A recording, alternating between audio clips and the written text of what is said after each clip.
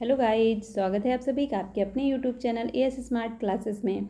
आज के इस वीडियो में हम क्लास 6, 7, 8 की एनसीईआरटी की साइंस की सीरीज़ को आगे बढ़ाते हुए नेक्स्ट चैप्टर कंप्लीट करेंगे। आज का चैप्टर है चैप्टर 8, प्रकाश, छायाएं एवं परिवर्तन। बहुत ही इंपॉर्टेंट चैप्टर है ये। इससे पहले हम अध्याय 7 तक कंप्लीट कर चुके हैं। जिसने ना देखा हो वीडियो के डिस्क्रिप्शन बॉक्स में जाकर देख सकते हैं। अगर स्टार्टिंग से आप लोग वीडियो को देखेंगे तो आपकी चीज़ें समझ में आएंगी और आप लोग विज्ञान में अच्छा स्कोर कर पाएंगे। स्टार्ट करते हैं आज का चैप्टर, प्रकाश, छायाएं एवं परावर्तन। फर्स्ट पॉइंट है यहाँ पर दीप्त पिंड। एक कॉपी और पेन लेकर नोट करते जाइए, और अगर नहीं नोट कर पा रहे हैं तो इसका पीडीएफ मैं अपने व्हाट्सएप या टेलीग्राम ग्रुप में डाल दूंगी, वहाँ से आप लोग इसको ले सकते हैं। फर्स्ट पॉइंट है दीप्त पिंड। दीप्त पिंड होते क्या हैं? जो वस्तुएं सूर्य की तरह प्रकाश का स्वयं उत्सर्जन करती हैं उन्हें दीप्त पिंड कहते हैं, जैसे सूर्य, टार्च अथवा विद्युत का प्रकाश। तो यहाँ पर मेन पॉइंट क्या हो गया कि वे वस्तुएं जो स्वतः स्वयं प्रकाश का उत्सर्जन करती हैं वो आपकी कहलाती हैं दीप्त पिंड। और कौन कौन से? सूर्य आपका दीप्त पिंड है, टार्च भी दीप्त पिंड है और विद्युत का प्रकाश भी दीप्त पिंड है। नेक्स्ट पॉइंट है इसी में, हम वस्तु की छाया को देखकर उसकी आकृति के बारे में बता सकते हैं। जितनी बड़ी वस्तु होगी वैसे ही उसकी छाया बनती है, तो उसको देखकर हम उसकी आकृति के बारे में बता सकते हैं।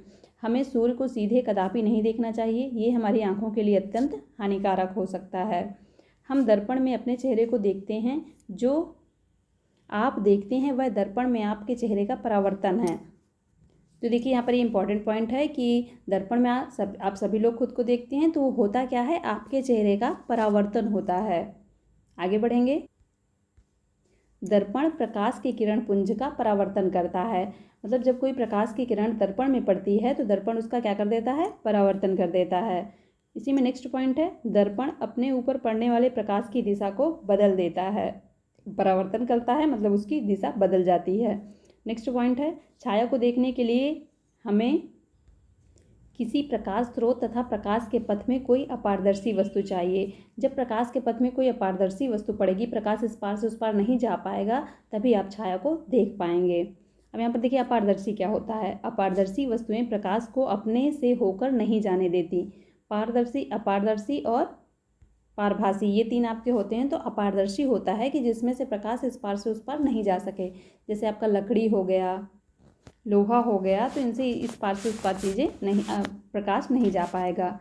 फर्स्ट पॉइंट है इसमें, जब प्रकाश के पथ में कोई अपारदर्शी वस्तु आ जाती है तो छाया बनती है। छाया कब बनती है? जब प्रकाश के पथ में कोई अपारदर्शी वस्तु आएगी। इसी में देखिए नेक्स्ट पॉइंट है, साधारण पानी से सूची छिद्र कैमरा बनाया जा सकता है। साधारण सामग्री से सूची छिद्र कैमरा बनाया जा सकता है तथा इसका उपयोग सूर्य तथा अतिदीप्त वस्तुओं के प्रतिबिंब को देखने में किया जाता है। दर्पण, दर्पण क्या होता है? परावर्तन से हमें स्पष्ट प्रतिबिंब प्राप्त होते हैं। दर्पण में जब परावर्तन होता है तो उससे हमें क्या प्राप्त होते हैं? स्पष्ट प्रतिबिंब। अभी ऊपर बताया मैंने आपको कि दर्पण से क्या होता है? परावर्तन होता है। जब उसमें सूर्य की किरण पड़ती है तो इससे हमें क्या मिलते हैं? स्पष्ट प्रतिबिंब मिलते हैं। अब यहाँ पर देखिए प्रकाश का एक पॉइंट है कि प्रकाश आपका सरल रेखा में गमन करता है।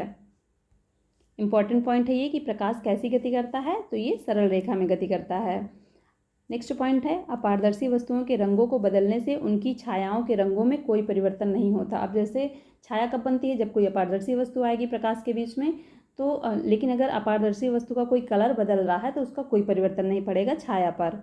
नेक्स्ट पॉइंट है, रुडयार्ड किपलिंग की रचना जस्ट सो स्टोरी, विशेषतः कहानी how the leopard got its sport में उन्होंने धारीदार, चित्तीदार, दाग धब्बे वाली परछाइयों का वर्णन है। यहाँ उस कहानी से एक उदाहरण है जिसमें बहुत सी परछाइयाँ बताई गई हैं। तो यहाँ पर देखिए क्या कहा गया है कि रुडयार्ड किपलिंग की रचना है। क्या रचना है? Just so story. अगर एग्जाम में पूछा जाए जस्ट सो स्टोरी किसकी रचना है, तो रुडयार्ड किपलिंग की। अगर पूछ लिया जाए कि how the leopard got its spots में किसकी कहानी है, तो ये भी है रुडयार्ड किपलिंग की। तो इनकी रचना जस्ट सो स्टोरी में ही how the leopard got its sports नाम की एक कहानी है, उसी में इन्होंने धारीदार, चित्तीदार, दाग धब्बे वाली परछाइयों का वर्णन किया है और भी अन्य तरह की परछाइयों का इसमें इन्होंने वर्णन किया है। यहाँ से देखिए आपका ये चैप्टर भी कंप्लीट होता है, प्रकाश, छाया एवं परावर्तन। ज़्यादा बड़ा चैप्टर नहीं था, इसीलिए आज इस वीडियो में हम एक चैप्टर और कंप्लीट कर लेते हैं। चैप्टर 9। चैप्टर 9 है आपका विद्युत तथा परिपथ। बहुत ही जल्दी आपकी क्लास 6 की एनसीईआरटी की बुक कंप्लीट होने वाली है, क्योंकि इसमें कुल 12 चैप्टर हैं। यहाँ पर देखिए फर्स्ट पॉइंट है आपका विद्युत तथा परिपथ में। विद्युत सेल में धातु की टोपी धनात्मक सिरा तथा धातु की डिस्क ऋणात्मक सिरा कहलाता है। अब यहाँ पर देखिए ये विद्युत सेल दिखाया गया है, तो सेल आप लोगों ने देखा भी होगा, जो ऊपर टोपी जैसे होती है वो आपका धनात्मक सिरा होता है और नीचे वाला हिस्सा ऋणात्मक सिरा होता है। सभी विद्युत सेलों में 2 सिरे होते हैं, जिनमें से एक धनात्मक सिरा और दूसरा ऋणात्मक सिरा होता है। सभी विद्युत सिरों में कितने सिरे होते हैं? तो 2 सिरे, एक धनात्मक और एक ऋणात्मक।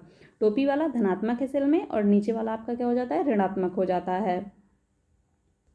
नेक्स्ट पॉइंट है इसी में, विद्युत सेल में संचित रासायनिक पदार्थों से सेल विद्युत उत्पन्न करता है। जब विद्युत सेल में संचित रासायनिक पदार्थ इस्तेमाल कर लिए जाते हैं तब विद्युत सेल विद्युत पैदा करना बंद कर देता है। तो विद्युत सेल में कौन विद्युत उत्पन्न करता है? तो उसमें कुछ रासायनिक पदार्थों से वो बना होता है, वही आपके विद्युत उत्पन्न करते हैं। लेकिन जब इस रासायनिक पदार्थ का इस्तेमाल कर लिया जाता है, ये यूज कर लिया जाता है पूरा, तो वो विद्युत पैदा करना बंद कर देता है।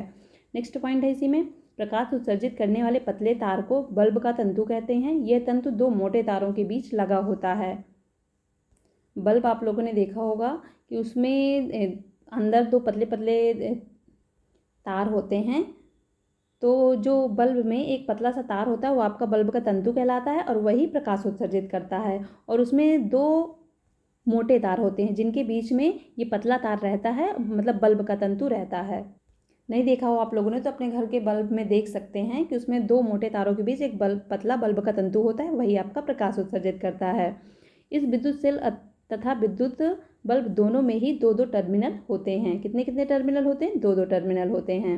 आगे बढ़ेंगे। नेक्स्ट पॉइंट है, विद्युत सेल के 2 टर्मिनल बल्ब के 2 टर्मिनलों से जोड़े गए हैं। इस प्रकार की व्यवस्था विद्युत परिपथ का एक अच्छा उदाहरण होती है।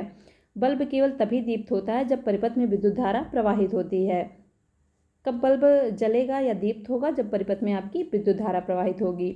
नेक्स्ट पॉइंट है, विद्युत धारा की दिशा विद्युत सेल के धन टर्मिनल से ऋण टर्मिनल की ओर जाती है। कैसे जाती है? याद रखिएगा, प्लस से माइनस की ओर जाती है। जब बल्ब के टर्मिनलों को तार के द्वारा विद्युत सेल के टर्मिनलों से जोड़ा जाता है तो बल्ब के तंतु से होकर विद्युत धारा प्रवाहित होती है। यह बल्ब को दीप्तिमान कर देती है। इसी में नेक्स्ट पॉइंट है, कभी कभी विद्युत बल्ब विद्युत सेल से जुड़े होने पर भी दीप्त नहीं होता है। ऐसा बल्ब के फ्यूज होने के कारण होता है। फ्यूज बल्ब जो होता है उसके तंतु से विद्युत धारा प्रवाहित नहीं होती, जिसके कारण वो दीप्तिमान नहीं होता है। तारों के स्वतंत्र सिरे लगाने पर बल्ब दीप्तिमान नहीं होता है। तारों के अगर स्वतंत्र सिरे लगा दिए जाएंगे तब भी आपका बल्ब दीप्तिमान नहीं होगा। जो पदार्थ विद्युत धारा का प्रवाह होने देते हैं विद्युत चालक हैं। विद्युत रोधक अपने अंदर से विद्युत धारा का प्रवाह नहीं होने देते। अब यहाँ पर देखिए दोनों ही इंपॉर्टेंट है। विद्युत चालक क्या हैं? जो अपने अंदर से विद्युत का प्रवाह होने देते हैं, और जो अपने अंदर से विद्युत का प्रवाह नहीं होने देते वो आपके हो जाते हैं विद्युत रोधक। विद्युत सेल विद्युत का एक स्रोत है। विद्युत बल्ब में एक फिलामेंट होता है जो इनके टर्मिनलों से जुड़ा होता है। नेक्स्ट पॉइंट है इसी का, स्विच एक सरल युक्ति है जो विद्युत धारा के प्रवाह को रोकने या प्रारंभ करने के लिए परिपथ को तोड़ता अथवा पूरा करता है। स्विच क्या होता है? एक युक्ति होती है जो जब विद्युत धारा प्रवाहित होती है तो उसको रोकने या प्रारंभ करने के लिए ये परिपथ को तोड़ने अथवा पूरा करने का ये कार्य करता है। स्विच क्या होता है? यहाँ पर देखिए एक युक्ति होती है जो परिपथ को तोड़ने के लिए उपयोग की जाती है, स्विच कहलाती है। स्विच मतलब किसी चीज़ को स्विच से स्टार्ट कर सकते हैं या बंद कर सकते हैं, तो स्विच एक युक्ति है जो विद्युत परिपथ को तोड़ने में उपयोग में लाई जाती है, स्विच कहलाती है। तो यहाँ से देखिए आपका ये चैप्टर भी कंप्लीट होता है।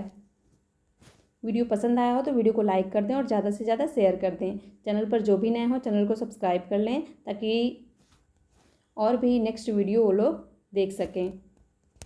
मिलते हैं नेक्स्ट वीडियो में। Thank you so much guys.